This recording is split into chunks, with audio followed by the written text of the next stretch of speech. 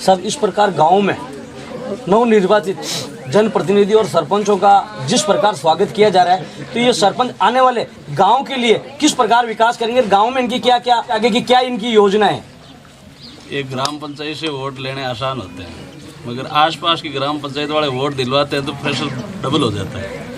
आसपास वालों के कहने से भी उस ग्राम पंचायत को काम करना पड़ता है, इसलिए और भी ज़्यादा बोझ और ज़्यादा बढ़ गया हमारे ऊपर कि आसपास वालों को भी प्रेशर है कि हमारा आदमी उसका भी काम होना चाहिए। गांव के मतदाताओं के बीच में कहीं 8, कहीं 4, कहीं 5, कहीं भाई भतीजावाद तो कहीं परिवारवाद तो कहीं मौलावाद लेकर उनके मदद करने के लिए बहुत ज़्यादा अपने आप में महत्वपूर्ण विचार हो जाता है वो कहाँ जाए, किस प्रकार जाए।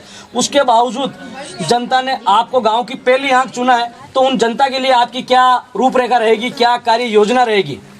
कार्य योजना तो जो लोग पिछली कतार में सबसे पीछे खड़ा है उसको सबसे आगे खड़ा करना पहला काम रहेगा। खाद्य सुरक्षा से भी वो वंचित है, वो सरकार की जो भी जन कल्याणकारी योजना उनमें सबसे वंचित वही आदमी रहेगा जो पीछे खड़ा है। कहीं पे भी जाओ वो पीछे के पीछे रह गया है। उसको आगे लाने के लिए उन लोगों ने मुझे वोट किया है कि भाई हमारा भी कुछ होगा। अब तक जितने भी जनप्रतिनिधि हैं वो जीत कर आते हैं, हमेशा एक ही उनका वादा रहता है, हम गांव का विकास कराएंगे, विकास के नाम पर वोट दो। मगर कहीं लट के नाम पे वोट मिलते हैं, तो कहीं जातिवाद के नाम पे वोट मिलते हैं, तो कहीं ग्रुपों के नाम से वोट मिलते हैं। मगर अब तक जो पात्र जो लोग हैं, चाहे सरकारी जितनी भी योजनाएं है, उन पात्र लोग अपनी उन योजनाओं का लाभ नहीं ले पाते और उनके मिलने वाले और जातिवाद या अन्य लोग इसका लाभ ले पाते हैं। इसके पीछे क्या कारण है? आप उसमें क्या परिवर्तन लाएंगे? उसमें परिवर्तन तो जनता ने खुद नहीं ला के दे दिया।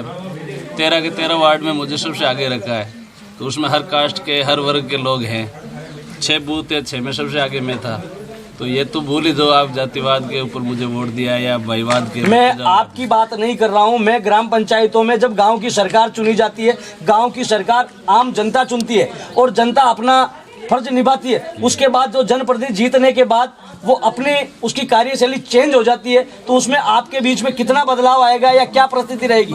नहीं, मैं तो पहले से भी जनता से जुड़ा हुआ हूँ और अब ये है कि मेरा ज़्यादा हो गया टाइम के हर टाइम अब उनके बीच में रहना पड़ेगा। उनकी छोटी से लेकर बड़ी समस्या के मुझे भागीदार बनना पड़ेगा, चाहे वो कोई भी हो, राजा हो चाहे रंग हो, उन सबके साथ रहना पड़ेगा।